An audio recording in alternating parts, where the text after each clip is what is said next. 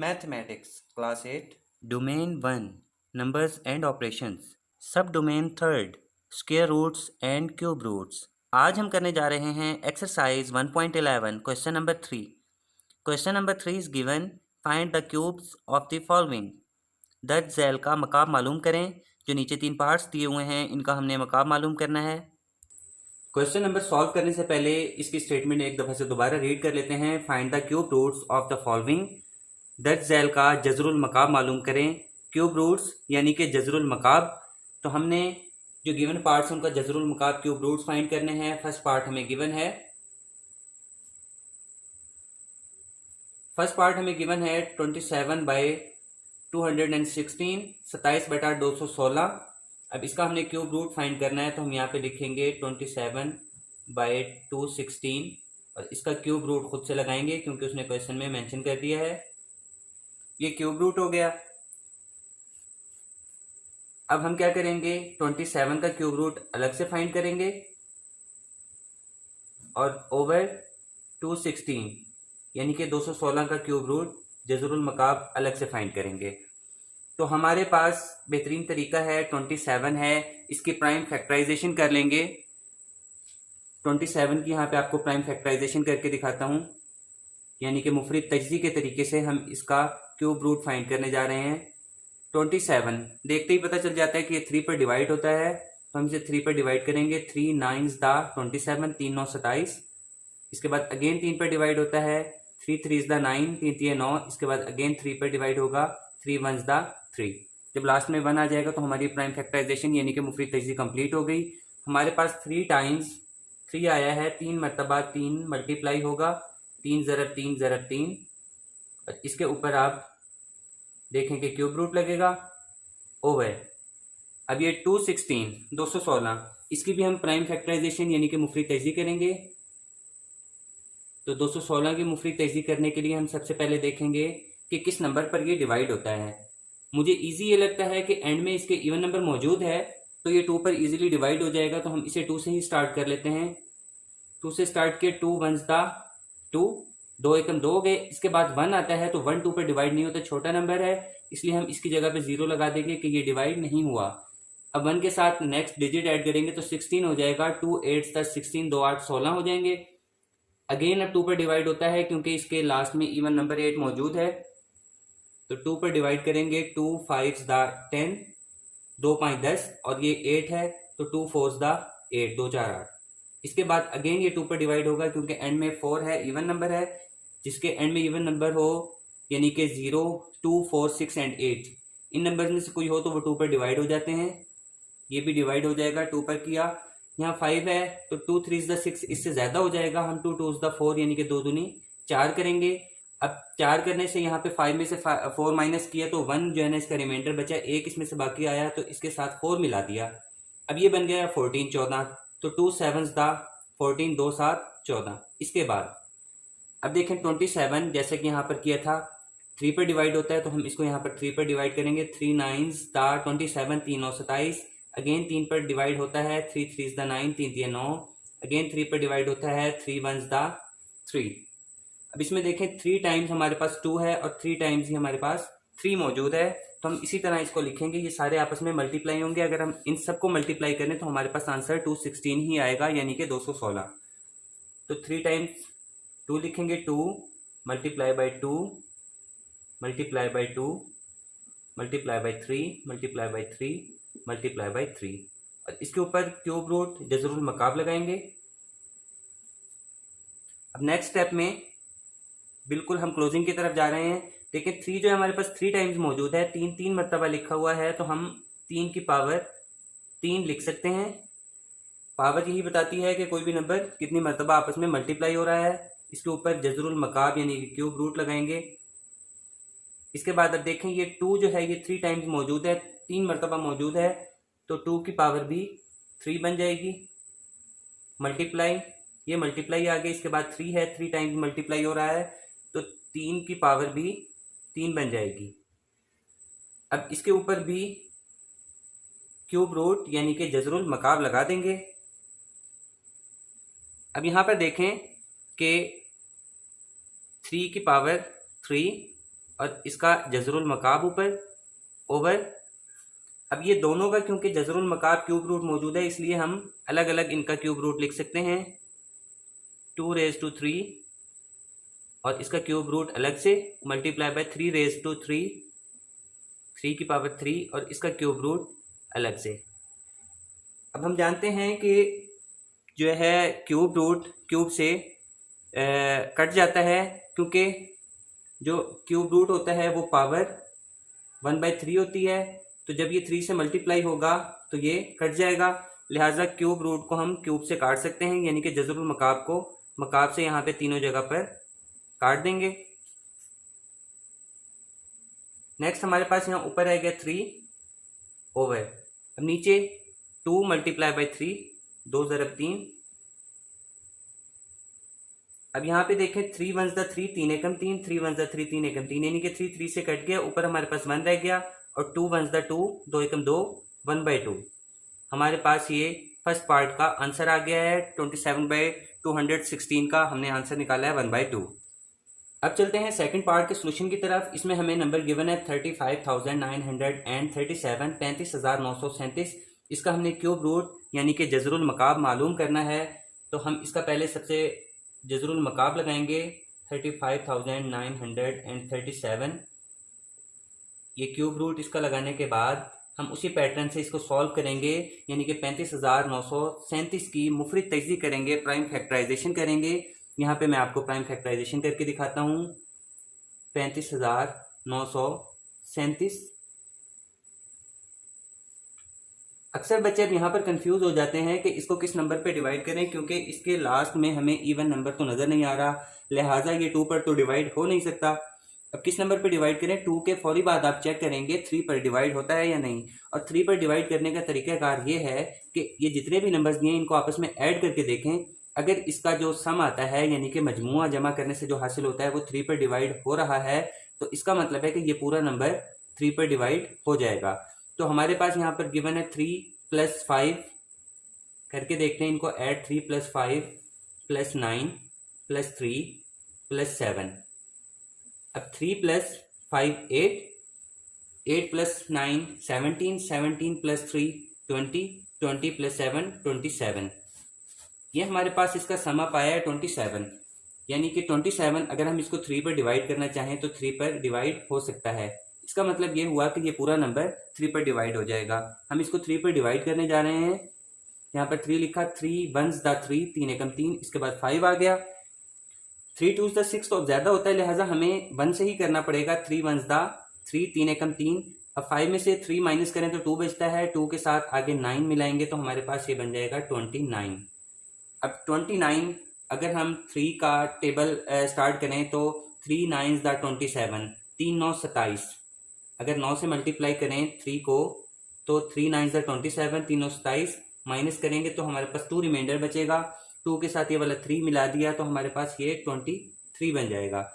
अब 3 का टेबल 23 तक पढ़ेंगे, यानी कि 23 से ज़्यादा ना हो तो 3 7 21। अगर 3 8 करेंगे तो 24, यानी कि 3 8 24 बन जाएगा। लिहाजा हम इसको 7 पे करेंगे, 3 7 21 बनेगा। हम 21 माइनस कर देंगे इसमें से तो हमारे पास 2 रिमाइंडर बचेगा। 2 के साथ 7 मिलाएंगे तो 27। 3 9 27, 3 9 27। अब इसके बाद अगेन देखते हैं किस नंबर पे डिवाइड होता है। 2 पर तो होता नहीं है क्योंकि इसके लास्ट में हमें नजर आ रहा है कि इवन नंबर मौजूद नहीं है, आड नंबर है, यानी कि ताक अदद है। अगर जुफ्त होता तो हम इसे 2 पर डिवाइड करते। तो 2 के फौरन बाद 3 आता है। 3 पर चेक करने के लिए उसी तरह से हम इसको सम अप करके देखेंगे। 1 + 1 2, 2 + 9 11, 11 + 7 18 एंड 18 + 9 27। अगेन 27 इसका सम आ रहा है, मजमुआ है। 27 3 पर डिवाइड हो जाता है तो इसका मतलब है ये पूरा नंबर 3 पर डिवाइड हो जाएगा। अब 1 छोटा नंबर है, साथ में 1 मिलाएंगे, 11 हो गया। 3 3 9, 3 3 9। अगर 4 से मल्टीप्लाई करते तो 3 4 12 आता है। लिहाजा हमें या तो इसके बराबर रहना होता है नंबर के या इससे कम। तो 3 3 9, 3 3 9। 11 में से 9 माइनस करेंगे तो 2 बचेगा। 2 के साथ 9 मिलाया तो 29 बना। तो हम यहाँ पर इसको 3 9 27 कर सकते हैं। 29 में से 27 माइनस किए, 2 रिमाइंडर बचा। 2 के साथ 7 मिलाया तो 27 27 आ गया। 3 9 27, 3 9 27 अगेन आ गया। अब यहाँ पे लास्ट में हमारे पास रह गया है ये पूरा 27 आ गया यहाँ पे। कोई रिमाइंडर नहीं बचा, 9 है तो हम 9 को 3 3 इज द 9 कर सकते हैं, 3 3 9। अगेन आप सोचेंगे कि लास्ट में 3 नज़र आ रहा है तो ये 3 पर डिवाइड हो जाएगा, ये शर्त नहीं है क्योंकि हमारे पास 13 है, 23 है, ये 3 पर डिवाइड नहीं होता, हालांकि इनके लास्ट में 3 मौजूद है। हमने 3 पर चेक करने के लिए क्या करना होता है, इनको सम अप करके देखना होता है, इनका मजमुआ निकाल के देखना होता है। ऐड करते हैं इनको, 3 + 9 12, 12 + 9 21, 21 + 3 24, हमारे पास 24 आएगा।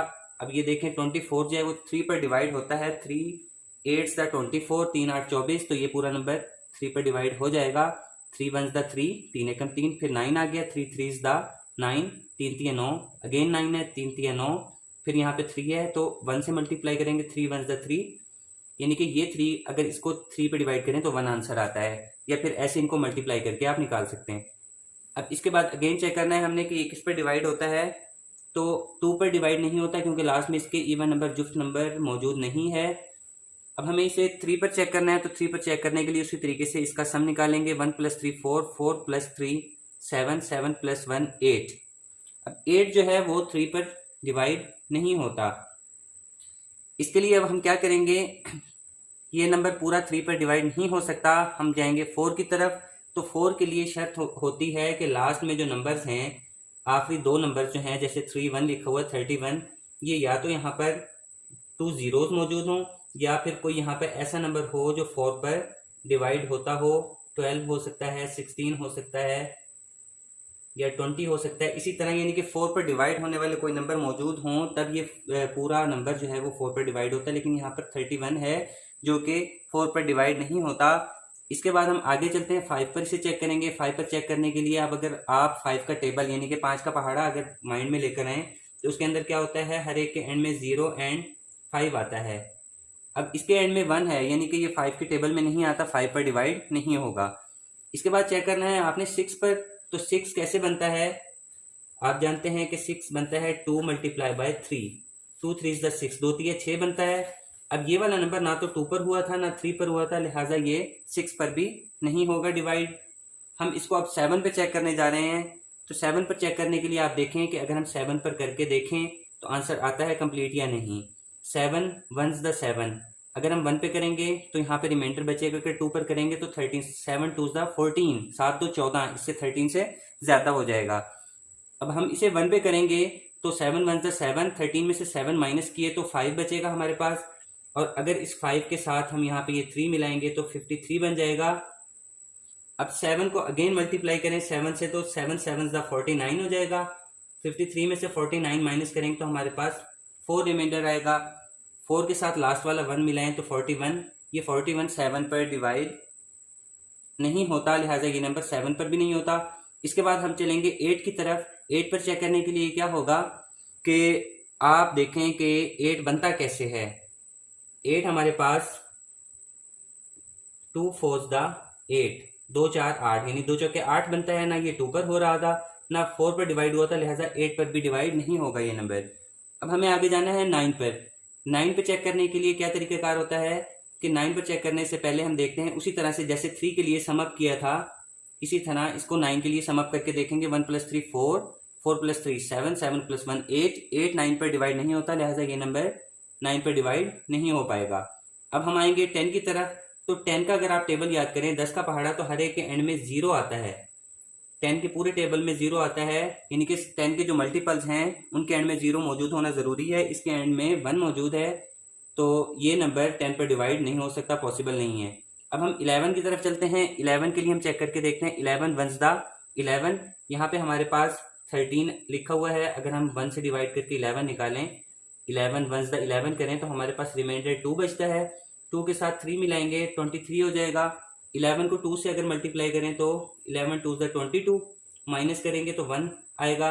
लास्ट में हमारे पास 1 है, इसको साथ मिला लेंगे 11 आ जाएगा। 11 1 द 11, इसका मतलब है कि ये नंबर 11 पर डिवाइड हो रहा है। मैं आपको डायरेक्ट भी बता सकता था कि ये नंबर 11 पर डिवाइड होता है, लेकिन आपको पूरा पैटर्न समझाना ज़रूरी था कि किस तरह से स्टूडेंट्स इसको सीख सकते हैं और बाकी क्वेश्चंस में भी अप्लाई कर सकते हैं। तो 11 पर डिवाइड करके 11 1 द 11, 13 में से 11 माइनस किया 2 आए, 2 के साथ 3 मिलाया तो 23 बना। 11 2 द 22, 11 दूना 22 होते हैं। तो 22 जब माइनस करेंगे इसमें से तो हमारे पास 1 रिमाइंडर आया था, 1 के साथ ही 1 मिलाया, फिर 11 हो गए ये वाला 1 मिलाने से, तो 11 वंस द 11, 11 एकम 11 आ गए। अब 121 ये भी हमारे पास इसी तरह 11 पर डिवाइड होता वाजे नज़र आ रहा है। 11 पर डिवाइड करेंगे, 11 वंस द 11, और इसके बाद यहाँ पे 1 हमारे पास बचेगा, इसमें से 12 में से 11 माइनस करेंगे तो 1 के साथ 1 मिला है, फिर 11 हो गया, 11 वंस द 11, 11 एकम 11। नीचे अब यहाँ हमारे पास 11 मौजूद है, इसको 11 पर डिवाइड करेंगे, 11 वंस द 11। अब यहाँ पर देखें हमारे पास 3 टाइम्स 3 मौजूद है और 3 टाइम्स 11 मौजूद है। ये सारे इनको अगर मल्टीप्लाई करके देखें तो हमारे पास यही वाला फिगर 35,937 यानी कि 35,937 आएगा। तो हम इसको मल्टीप्लाई करके यहाँ पर लिख सकते हैं और इसके ऊपर हम क्यूब रूट यानी कि जज़रुल मकाब लगाएंगे। 3 multiply by 3 multiply by 3 multiply by 11 multiply by 11 multiply by 11, इसके ऊपर क्यूब रूट जज़रुल मकाब लगा दिया।